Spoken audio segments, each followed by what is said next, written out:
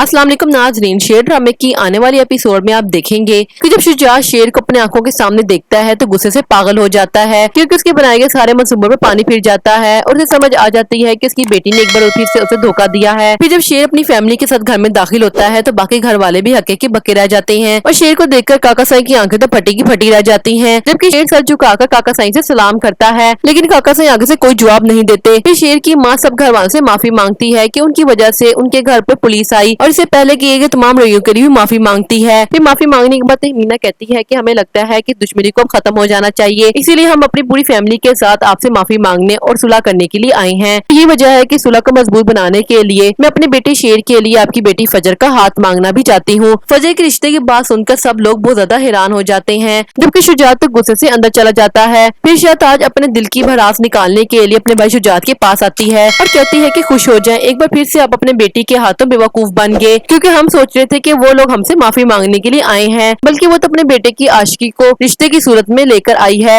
अपनी बहन की बातें सुनकर शुजात और भी ज्यादा गुस्से में आ जाता है और गुस्से से फजर को चिल्लाता हुआ उसके पास जाता है। फिर शुजात फजर का हाथ घसीटते हुए उसे घर से बाहर ले जाने लग जाता है जबकि शेर उसके सब घर वाले पीछे आते हैं और कहते हैं कि रुक जाइए, आप क्या कर रहे हैं। ताकि फजर की माँ भी आकर अपने शोर को रोकने की कोशिश करती है लेकिन शुजात उसे धक्का देकर आगे चल पड़ता है। फिर शुजात फजर को बाहर लाकर शेर की गाड़ी में फेंक देता है और कहता है कि आज के बाद तुम हमारे लिए मर गई हो, क्योंकि अपने बाबा के लिए बहुत ज्यादा चिल्लाती है और कहती है कि नहीं बाबा। फिर शुजात शेर से कहता है कि आज के बाद इस लड़की से हमारा कोई ताल्लुक नहीं, तुम चाहे इसे शादी करो या छोड़ दो, हमारा इससे कोई ताल्लुक नहीं और हमारी दुश्मनी कभी भी खत्म नहीं हो सकती और आज के बाद इस घर की तरफ कभी मत आना। फिर तहमीना गाड़ी में जाकर फजर को संभालती है और सब लोग अपने घर वापस आ जाते हैं जबकि शुजात अपने घर के दरवाजे बंद करके कहता है कि आज के बाद फजर हम सबके लिए मर गई है और ऐसी मरी है कि इसकी कब्र पर जाने तक की भी इजाजत नहीं है। फिर शुजात घर में मौलवी साहब को बुलाकर अपने घर में फजर की दुआ मगफरत करवा देता है।